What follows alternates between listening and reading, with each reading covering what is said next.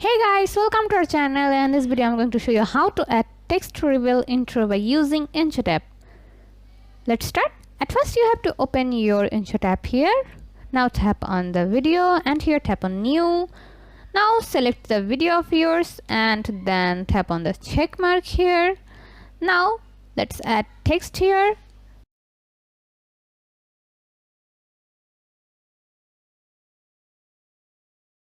Here extend it like this. And now export the video.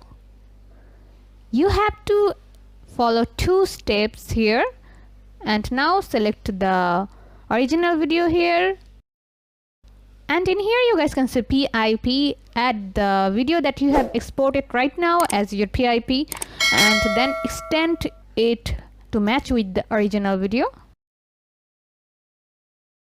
And in here add mask. I'm going to add this one and put the mask like this. Now tap on the check mark and add keyframes on the first of this video and here on the last, and put the mask like this. And now tap on the check mark and here let's watch the video.